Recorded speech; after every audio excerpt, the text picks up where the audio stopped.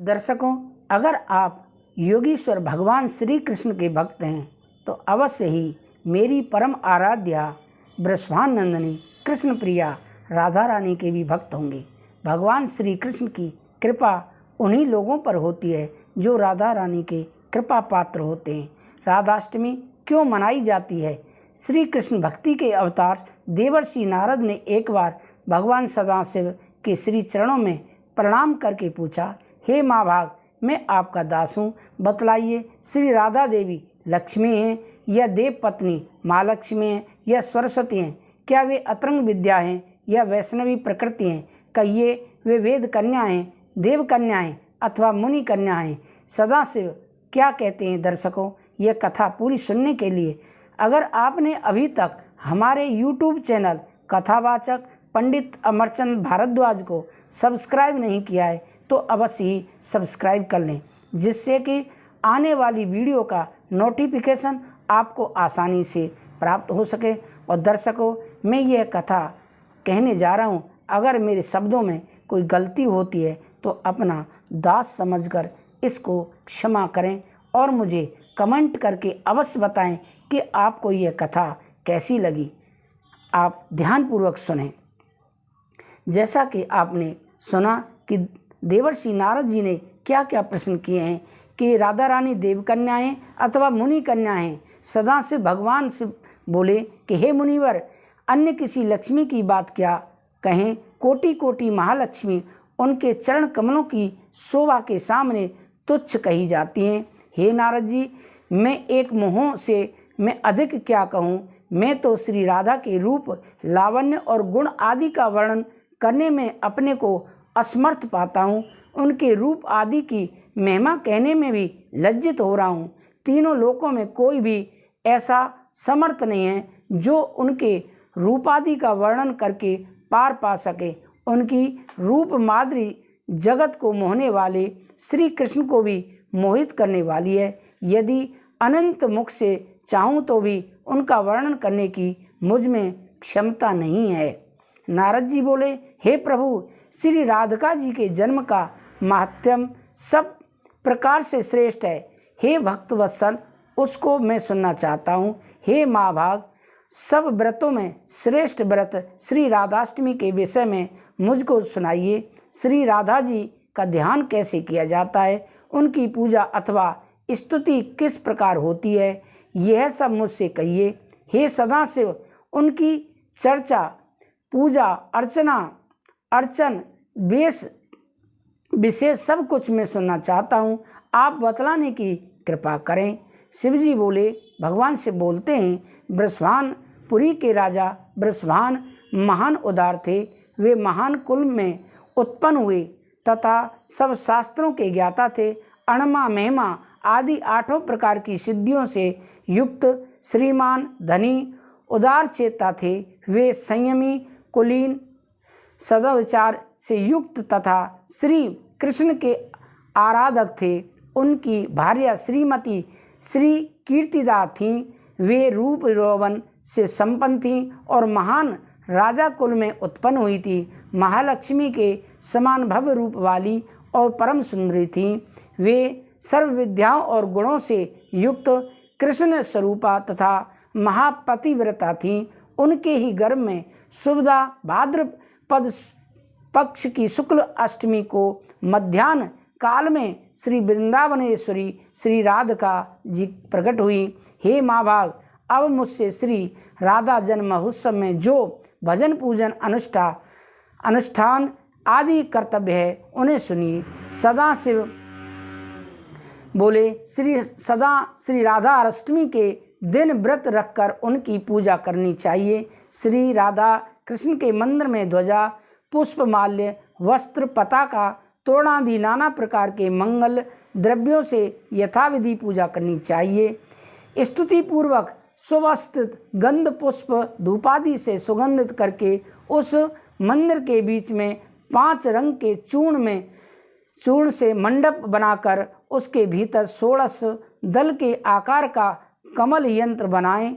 उस कमल के मध्य में दिव्यासन पर भी राधा कृष्ण की युगल मूर्ति पश्चिमाभिमुख स्थापित करके ध्यान पाद्य अर्घादि से क्रम पूर्वक भली भांत उपासना करके भक्तों के साथ अपनी शक्ति के अनुसार पूजा की सामग्री लेकर भक्ति पूर्वक सदा संयचित होकर उनकी पूजा करें। श्री राधा माधव युगल का ध्यान सदा शिव संपादित करें। भगवान को निवेदन किए गए गंध, पुष्प, माल्य तथा चंदन आदि से समागत कृष्ण भक्तों की आराधना करें। श्री राधा जी की भक्ति में दत्तचित्त होकर उनके लिए प्रस्तुत नैवेद्य गंध, पुष्प, माल्य और चंदन आदि के द्वारा दिन में महोत्सव करें। पूजा करके उनके दिन के अंत में भक्तों के साथ आनंदपूर्वक चरणोदक लेकर महाप्रसाद ग्रहण करें। फिर भी राधा कृष्ण का स्मरण करते हुए रात में जागरण करें। चांदी और सोने की सुसंकृत मूर्ति रखकर उनकी पूजा करें। दूसरी कोई वार्ता न करते हुए नारी तथा बंदी बांधों के साथ पुराणादि से प्रयत्नपूर्वक इष्ट देवता श्री राधा कृष्ण के कथा कीर्तन का श्रवण करें। जो मनुष्य भक्तिपूर्वक श्री राधाष्टमी का यह शुभानुष्ठान करता है उसके विषय में सब देवतागण कहते हैं यही मनुष्य भूतल में राधा भक्त है। इस अष्टमी को दिन रात एक पहर विधि पूर्वक श्री राधा माधव की पूजा करें। श्री राधा कृष्ण में अनुरक्त रसिक जनों के साथ आलाप करते हुए बारंबार श्री राधा कृष्ण को याद करें।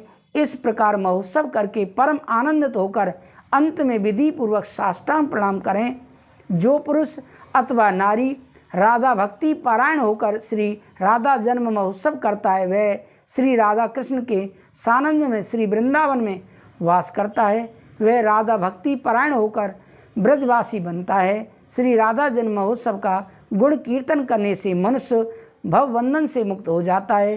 राधा नाम की तथा राधा जन्माष्टमी व्रत की महिमा जो मनुष्य राधा राधा कहता है तथा स्मरण करता है वह सब तीर्थों संस्कारों से युक्त होकर सब प्रकार की विद्याओं में कुशल बनता है। जो राधा राधा कहता है राधा राधा कहकर पूजा करता है राधा राधा में जिसकी निष्ठा है वह महाभाग वृंदावन में श्री राधा का सहचर होता है। इस विश्व ब्रह्मांड में यह पृथ्वी धन्य है। पृथ्वी पर वृंदावनपुरी धन्य है। वृंदावन में सती श्री राधा जी धन्य हैं जिनका ध्यान बड़े बड़े मुनिवर करते हैं। जो ब्रह्मा आदि देवताओं की परम आराध्या जिनकी सेवा देवता करते रहते हैं उन्हीं श्री राधा जी को जो भजता है मैं उसको भजता हूँ। हे महाभाग उनके उत्तम मंत्र का जप करो और रात दिन राधा राधा बोलते हुए नाम कीर्तन करो। जो मनुष्य कृष्ण के साथ राधा का राधे कृष्ण नाम कीर्तन करता है उसके महात्म का वर्णन मैं नहीं कर सकता हूँ न उसका पार पा सकता हूँ। राधा नाम स्मरण कदापि निष्फल नहीं जाता है। यह सब तीर्थों का फल प्रदान करता है। श्री राधा जी सर्व तीर्थमयी हैं तथा ऐश्वर्यमयी हैं। श्री राधा भक्त के घर से कभी लक्ष्मी विमुख नहीं होती है। नारद उसके घर श्री राधा जी के साथ श्री कृष्ण वास करते हैं।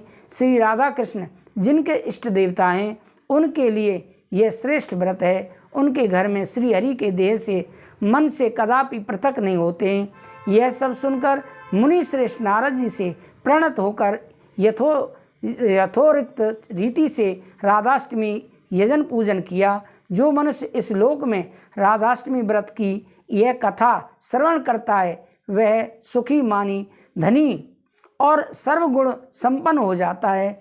जो मनुष्य भक्तिपूर्वक श्री राधा का मंत्र जप अथवा नाम स्मरण करता है वह धर्मार्थी और धर्म प्राप्त करता है। अर्थार्थी जो धन पाता है कामार्थी पूर्ण कामी हो जाता है। मोक्षार्थी को मोक्ष प्राप्त होता है। कृष्ण भक्त वैष्णव सर्वदा अन्य शरण होकर जब श्री राधा की भक्ति प्राप्त करता है तो सुखी विवेकी और निष्काम हो जाता है। तो दर्शकों ये रही राधा रानी की कथा। अब मैं आपको राधा रानी के कुछ मंत्र आपको बताने जा रहा हूँ। राधा रानी के क्या क्या मंत्र हैं, क्या क्या स्लोगन है, आप ध्यानपूर्वक सुने। मात मेरी श्री राधिका, पिता मेरे घनश्याम, इन दोनों के चरणों में प्रणमो बारंबार। राधे मेरी स्वामिनी, मैं राधे को दास, जन्म जन्म मोदी जियो वृंदावन सोवास। श्री राधे वृषभान भक्तनी प्राणाधार, वृंदा विपिन विहारिणी प्रणमो बारंबार।